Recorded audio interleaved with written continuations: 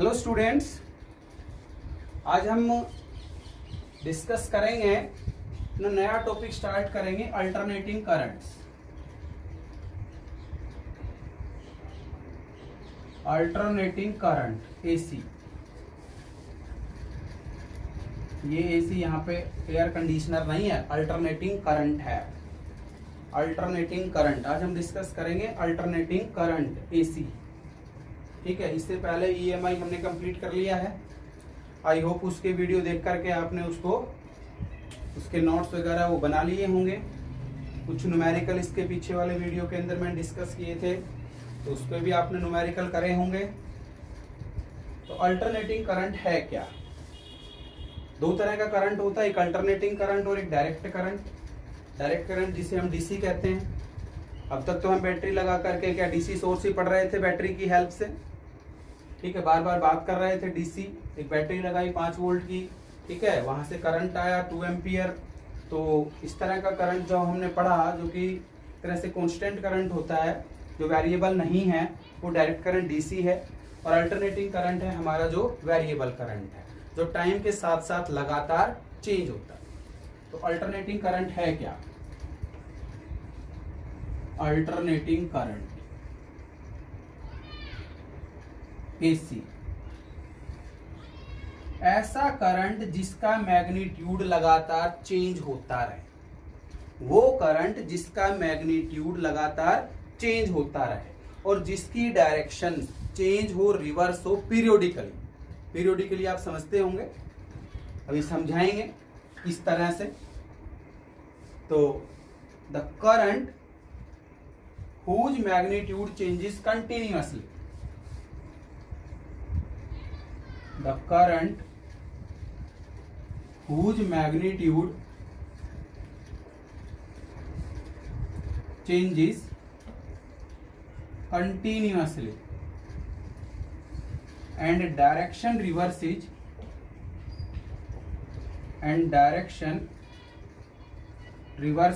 periodically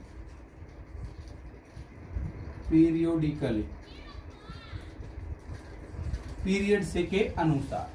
ठीक है, direction reverses periodically is called alternating current. हम उसे क्या कहेंगे? अल्टरनेटिंग करंट कहेंगे। ऐसा करंट जिसका मैग्नीट्यूड लगातार चेंज होता रहे और जिसकी डायरेक्शन पीरियोडिकली चेंज हो, हम उसे अल्टरनेटिंग करंट कहेंगे। कैसे कहोगे सर? कैसे? इस तरह से दो वेव के अकॉर्डिंग आप इसको बता सकते हो। इस तरह से करंट देखो लगातार चेंज हो रहा है। यहां से 0 है, इधर मैंने करंट ले लिया I, इधर मैंने टाइम ले लिया T। जैसे जैसे टाइम बढ़ रहा है वैसे वैसे करंट क्या हो रहा है? बढ़ रहा है। यहाँ पे आकर के क्या हो गया? मैक्सिमम हो गए। उसके बाद करंट जैसे जैसे टाइम बढ़ रहा है, करंट क्या हो रहा है? घट रहा है। यहाँ पे आकर के क्या हो गया? 0 हो गया। फिर इस तरह से हो गया। साइन वेव बोलते हैं इसको। क्या बोलते हैं? Sine wave. 11th में वेव में पढ़ा होगा तुमने, क्या कहते हैं? साइन वेव कहते हैं। और इक्वेशन भी आपने पढ़ी होगी, y बराबर a साइन ओमेगा टी। क्या? a sign omega T. y displacement, A amplitude, ठीक है, ओमेगा टी थीटा है। क्या है? ओमेगा टी थीटा है। वो मैं डिस्कस कर दूंगा कैसे, कहाँ कहाँ पोजीशन है इसकी। तो यहाँ पे मैं आई बराबर क्या लिख दूंगा? आई नॉट साइन ओमेगा टी। क्या? आई नॉट साइन ओमेगा टी। आई जो है वो at any instant of current है, किसी भी टाइम पे। आई नॉट आपका क्या है? पीक वैल्यू ऑफ करंट है। आई नॉट क्या है? Peak value of current. ठीक है, peak value of AC. Peak का मतलब होता है मैक्सिमम। पीक का क्या मतलब है? Maximum. Peak value of current, ठीक है, जो कि क्या है? मैक्सिमम है। मैक्सिमम करंट को हम पीक वैल्यू कहते हैं। अब यहां से समझना, ये तो मैंने पीछे से लिखी है वेव से, ये साइन वेव है इसलिए साइन लिख दी। अब मान लो मैं ये लिख दूं, ये बना दूं,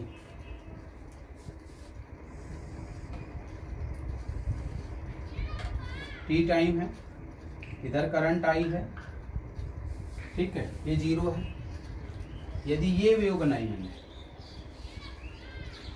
तो ये आप समझ गए होंगे कौन सी वेव है,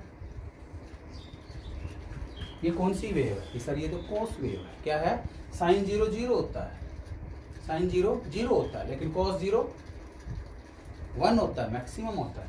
तो यहाँ पे तो ये मैक्सिमम है आई नॉट, ठीक है, और नीचे की तरफ जाऊंगा तो यहाँ पे ये क्या हुआ, माइनस आई नॉट। इसको समझना, ठीक है, ये कॉस वेव है तो यहाँ पे ये मैक्सिमम है आई नॉट, नीचे जाऊंगा तो माइनस आई नॉट। तो इसको क्या लिखेंगे, आई बराबर आई नॉट कॉस ओमेगा। क्या हुआ, आई नॉट कॉस ओमेगा। अब इसको समझना, देखना, t बराबर 0 ले रहा हूं, t बराबर क्या ले रहा हूं, 0, साइन 0 हो जाएगा, साइन 0 क्या होता है 0, तो i बराबर क्या आ गया 0, क्या आ गया, ये तो 0 हो गया 0, तो i बराबर क्या हो गया 0, ठीक है। ये कैपिटल जिस टाइम के अंदर एक चक्कर पूरा हो जाए, एक साइकिल पूरा हो जाए, ठीक है, उसे टाइम पीरियड बोलते हैं, कैपिटल टी से डिनोट करते हैं, क्या कहते हैं उसे, time period. Time taken by the particle to complete one revolution, एक चक्कर पूरा होते ही उसे टाइम पीरियड कहते हैं। यहाँ पे कितना टाइम हो गया, आधा है, t/2। यहाँ पे कितना टाइम है, इसका भी आधा है, तो कितना है t/4। यहाँ पे कितना टाइम है, t/2, तो ये हो गया, और t/2 ये हो गया, t/4 ये हो गया, तो कितना आ गया 3t/4 आ गया। कितना आ गया 3t/4। करके देखना हर वैल्यू, t बराबर 0, i बराबर 0, बात खत्म हो गई यहाँ पे। अब t बराबर ले रहा हूं क्या, कैपिटल t/4, क्या कैपिटल t/4, यहाँ वैल्यू रखो। i बराबर क्या आएगा, आई नॉट साइन ओमेगा, ओमेगा सभी जानते हो, ओमेगा होता है कितना 2 न्यू या 2π/t, ठीक है, नहीं जानते तो जान लेना, 11th क्लास के अंदर पढ़ते हैं, 2π/t और इनटू क्या t/4, t से t कट गया, 2 से 2 दूनी 4, साइन π/2 हो गया, साइन π/2 का मतलब हो गया साइन 90, और साइन 90 क्या होता है 1, तो i बराबर क्या आया, आई नॉट, मैक्सिमम हो गया नहीं हो गया, बोलो इसके ऊपर ये आई नॉट। तो ऐसे ही नहीं बन गई ये वेव, ठीक है, इस तरह से बनी है, हर वैल्यू पुट करके देख लो। तो t/4 पे आई नॉट आई, t/2 की बात करो, t/2 की बात करो, ये समझने के लिए बता रहा हूं, हालांकि कितना लिख लेना आप, t/2 के बाद की बात करता हूं, एट t बराबर t/2, देखना i बराबर आई नॉट साइन ओमेगा की वैल्यू 2π/t है, और इंटू t/2, t से t कट गया, 2 से 2 गया, साइन पाई बच गया। साइन पाई का मतलब क्या, साइन 180, और साइन 180 कितना होता है 0, तो अगेन ये 0 हो गया, तो यहाँ पे 0 आ गया, आगे नहीं, ये भी हम समझ गए, ठीक है। साइन 0 0, साइन 90 1, t/4 के ऊपर साइन 90 बन रहा है, साइन 180 0, इसके ऊपर 0 आ गया, ठीक है। अब आ जाओ थर्ड 3t/4 पे, तो t बराबर कितना है 3t/4, तो i बराबर क्या है, आई नॉट साइन ओमेगा की value 2π/t into 3t/4, t से t गया, और 2 से 2 दूनी 4 गया, तो क्या बच गया, आई नॉट साइन 3π/, अब भी सर 3π साइन 3π/2 होता है क्या है, बताओ क्या होता है, सोचो, साइन 3π/2 क्या होता है, साइन 3π/2 होता क्या है। अब साइन 3π/2 के लिए क्या करना पड़ेगा, देखना, साइन 3π/2 को मैं ऐसे लिख दूं, पाई प्लस π/2, नहीं लिख सकते क्या, हो गया नहीं हो गया, 2 2 रेक्टी, कौन से क्वाड्रेंट में गया, थर्ड क्वाड्रेंट में गया, ठीक है। थर्ड क्वाड्रेंट में साइन नेगेटिव होता है, माइनस साइन π/2, तो -1 हो गया, यहाँ पे माइनस आई नॉट आ गया, क्या आ गया माइनस आई नॉट, तो नीचे नहीं चला गया कि माइनस, इसके ऊपर ये वाली वैल्यू माइनस, इस तरह से बन गई या नहीं बन गई, ठीक है। अब ऐसे ही लास्ट बचता है क्या, t बराबर कैपिटल T, एट t बराबर क्या कैपिटल T, तो यहां से i क्या आएगा आपका, आई नॉट साइन ओमेगा की वैल्यू 2π/t इंटू t से t कट गया साइन 2π, साइन 2π की वैल्यू अगेन क्या हो गई 0, क्योंकि साइन nπ 0 होता है, तो ये भी 0, तो 0 आ गया। इस तरह से वेव हमने बनाया, ठीक है। हालांकि मैं डायरेक्ट बता देता वो भी कोई दिक्कत नहीं थी, बट बनी कैसे वो आप यहां से समझ गए होंगे। ठीक है, ये ऐसा इसलिए आया। अब ऐसे यहां जब बिल्कुल जस्ट इसका अपोजिट चलता जाएगा। आई बराबर क्या है, I naught cos omega T, T बराबर 0 रखो तो कॉस 0 क्या होता है 1 होता है, तो आई बराबर आई नॉट आ जाएगा। ये कौन सा हुआ t/4, ये कौन सा t/2, ये कौन सा 3t/4 और ये कौन सा t, उल्टा जाएगा। ठीक है, cos 90 आएगा, cos 90 0 होता है, cos क्या आएगा यहाँ पे 180 आएगा, cos 180 -1 होता है। ठीक है, यहाँ पे cos क्या आएगा वही 3π/2 आएगा, cos 3π/2 0 होता है। यहाँ पे क्या आ जाएगा plus I not, cos t रखेंगे तो cos 2π अगेन क्या +1। तो क्योंकि साइन जो cos 180 होता है वो तो -1 होता है, और cos यदि इवन इंटीग्रल मल्टीपल ऑफ पाई हो तो वो +1 होता है, और cos 0 भी +1। ठीक है, तो ये इक्वेशन कैसे बनी अल्टरनेटिंग करंट की, इस तरह से बनी, ये आप समझ गए। ठीक है, तो अल्टरनेटिंग करंट ये हुआ the current whose magnitude changes continuously with time, time के साथ साथ जिसका मैग्नीट्यूड लगातार चेंज होता रहे और उसके डायरेक्शन कैसे रिवर्स हो, पीरियोडिकली रिवर्स हो, हम उसे क्या कहेंगे अल्टरनेटिंग करंट कहेंगे। ठीक है, अब ऐसे के ऐसे आ जाना, अल्टरनेटिंग करंट के बाद यूं का यूं लिख देना अल्टरनेटिंग ईएमएफ या अल्टरनेटिंग वोल्टेज, अल्टरनेटिंग ईएमएफ या क्या कह सकते हैं alternating voltage, alternating EMF.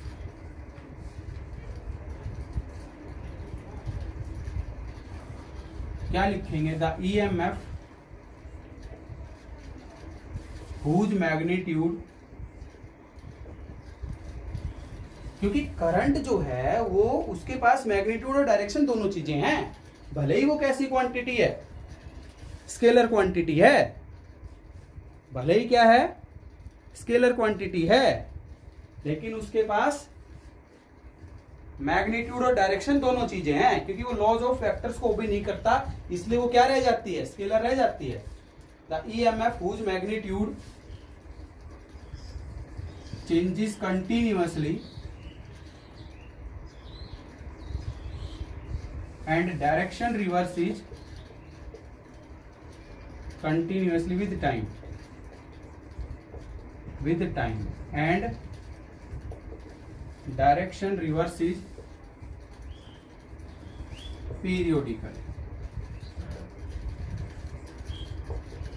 is called alternating EMF। हम उसे क्या कह देंगे अल्टरनेटिंग ईएमएफ। वैसे के वैसे बना देना, जैसे आपने किसमें बनाया था करंट के अंदर बनाया था, वैसे के वैसे अल्टरनेटिंग ईएमएफ बना देना।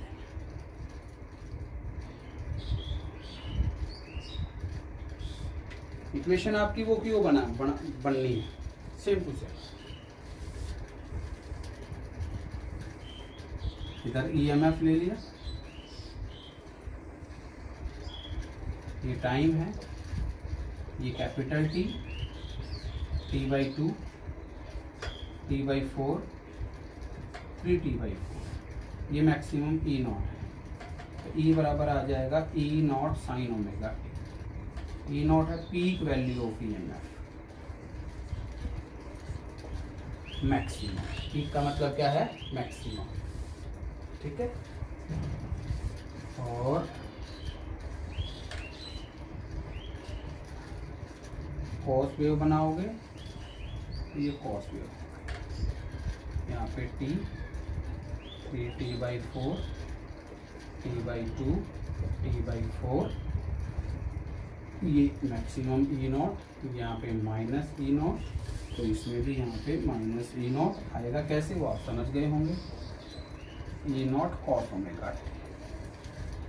ठीक है, ये अपना क्या हुआ अल्टरनेटिंग ईएमएफ। क्वेश्चन के अंदर मैंने इसको प्रूव भी किया था, ई नॉट कोस ओमेगा टी कैसे आया, या ई नॉट साइन ओमेगा टी कैसे आया, आगे भी प्रूव कर देंगे, आगे भी इसको हम प्रूव कर देंगे। तो ये आप नोट कर लेंगे, ठीक है, इसको आप नोट कर लेंगे, क्लियर होगा। वीडियो को पॉज करके साथ साथ आपको नोट्स बनाते रहना है, ठीक है, वीडियो को पॉज करते जाना है, साथ साथ नोट्स बनाते जाना है, ठीक है। इसके ऊपर एक छोटा सा क्वेश्चन करूं मैं, मान लो मैंने ये लिख दिया, if N alternating source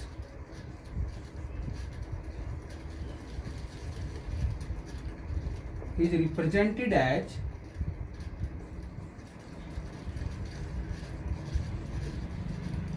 E बराबर 140 साइन 314 t, ये दे दिया। आपसे ये कह they find peak value of EMF, एक चीज, नंबर 2 फ्रीक्वेंसी ऑफ सोर्स। क्या पूछे, फ्रीक्वेंसी ऑफ सोर्स। दो चीजें यहां से आपसे निकलवाए, मान लो, एक तो क्या आपसे वो क्या निकलवा रहा है, पीक वैल्यू ऑफ ईएमएफ निकलवा रहा है, दूसरा आपसे फ्रीक्वेंसी को फाइंड आउट करवा रहा है। कैसे आप सोल्व करेंगे वो समझिए, बहुत आसान सी बात है। ये दे रखा है ई बराबर 140 साइन 314 टी, कंपेयर कर लो किससे, ई बराबर ए नॉट साइन ओमेगा टी से, ई बराबर क्या, ए नॉट साइन ओमेगा टी से क्या कर लेंगे, कंपेयर कर लेंगे इसको, ठीक है। तो कंपेयर करोगे तो ई नॉट की वैल्यू यहां से आपको समझ आ गई होगी क्या है, ई नॉट कितना है 140, वोल्ट में है तो वोल्ट है, मिली वोल्ट है तो मिली वोल्ट, जो भी यूनिट हो ना, मान लो यहाँ पे वोल्ट लिख रखा है तो वोल्ट लिख देना, मिली वोल्ट है तो मिली वोल्ट, जो भी वैल्यू आए। ओमेगा किसके बराबर है 314, ओमेगा क्या कंपेयर करा है, ओमेगा क्या होता है 2 पाई 314, यहाँ से न्यू क्या आएगा 314 डिवाइडेड बाई 2 पाई, पाई की वैल्यू आप जानते हैं 3.14, पॉइंट हटाया ऊपर क्या चला गया 2 जीरो, ये कट गया 2 से कितने पे कट गया 50, और फ्रीक्वेंसी यूनिट क्या होती है 50 हर्ट्ज। और अपने इंडिया के अंदर 220 वोल्ट 50 हर्ट्ज की एसी आती है अपने घर में, अपने घर में, अपने घरों के अंदर 220 वोल्ट 50 हर्ट्ज की एसी आती है। जो भी होम अप्लायंस आप खरीदेंगे उन सभी के ऊपर ये आपको लिखा हुआ मिलेगा 220 वोल्ट 50 हर्ट्ज, 220 वोल्ट 50 हर्ट्ज, ये आपको वहां पे लिखा हुआ मिलेगा, ठीक है। और यदि यूएसए की बात करोगे, ये तो इंडिया में है, यूएसए की बात करेंगे तो वहां पे लिखा हुआ होगा आपको 110 वोल्ट 60 हर्ट्ज, ठीक है। हाई फ्रीक्वेंसी की एसी वहां पे होती है। और जैसे हमने पीछे साइक्लोट्रॉन के अंदर पढ़ा था, उसके अंदर बहुत ज्यादा फ्रीक्वेंसी की लाइट थी, लगभग 1 करोड़ के आसपास 10⁻⁷ हर्ट्ज, तो वो तो हमें बनानी पड़ेगी, उसके लिए चाहिएगी। बट ये अपने घरों के अंदर जो हमारी एसी आ रही है वो इस तरह की आ रही है। तो एक छोटा सा जो क्वेश्चन भी हमने यहाँ पे डिस्कस किया है अल्टरनेटिंग करंट के ऊपर और अल्टरनेटिंग ईएमएफ, इस वीडियो के अंदर हमने डिस्कस किया है। बेहद बेसिक सी बातें मैंने यहाँ बताई हैं कि इस वीडियो के अंदर आगे हम बाद में एवरेज वैल्यू के ऊपर चलेंगे, आरएमएस वैल्यू पे चलेंगे, ठीक है। फिर रेजिस्टेंस कैसे काम करेगा एसी के अंदर, इंडक्टेंस कैसे करेगा, कैपेसिटेंस कैसे करेगा, क्योंकि तीनों चीजें अब तक हम क्या कर चुके, डिस्कस कर चुके। क्या रेजिस्टेंस भी हम डिस्कस कर चुके, इंडक्टेंस भी हम डिस्कस कर चुके, कैपेसिटेंस भी हम डिस्कस कर चुके, ठीक है। तो ये हमारा अल्टरनेटिंग करंट यूनिट नंबर 4 है, उसका सेकंड चैप्टर है अल्टरनेटिंग करंट। पहला चैप्टर जो ईएमआई था वो हमने डिस्कस कर लिया, ठीक है। ओके, इसको आप लिखेंगे, इतना आप पढ़ेंगे और पीछे के वीडियो